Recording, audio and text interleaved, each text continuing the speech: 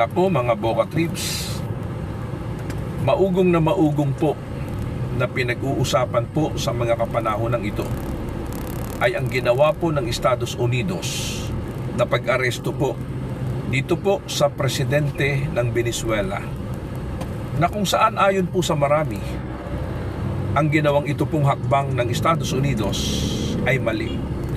Hindi po ito tama sapagkat pinanghimasukan po nila ang batas na umiiral sa Venezuela, na kung saan ang bawat mga bansa po ay mayroon kung kanya-kanyang individual na batas na angkop sa kanilang bansa.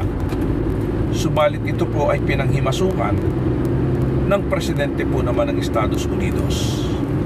Kanya nga po, maging sa NATO o yun pong tinatawag po natin na North Atlantic Treaty Organization, kinukundi na po ang ginawang hakbang na ito ni US President Donald Trump, sapagkat ayon po sa kanila, inalisan po ng karapatan ng bansang Amerika ang kalayaan po ng bansang Venezuela. Kanya't ito po ay mariing kinukundi na ng marami pong mga bansa, partikular po ay ang mga bansa na miyembro po ng tinatawag po nating NATO. Ngayon, may mga ilan po namang mga bansa na ang hangarin po naman ay maisaayos ang usapin at kaguluhan pong ito sa pagitan po ng Estados Unidos at dito pong Venezuela. Kanya't ang kanila po ay ang pagkakaloob po ng panawagan. Ilan na pong mga bansa ang nagkakaloob po ng kanilang panawagan na kung maari po ay maging mahinahon at maging mapayapa ang usapin po, ang usaping tensyon sa pagitan po ng Amerika at nitong Venezuela.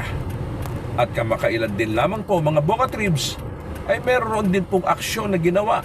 Ito naman pong China laban po naman sa Taiwan, na kung saan po ay meron din po silang pinagtatalunan na usapin na may kinalaman din po sa teritoryo.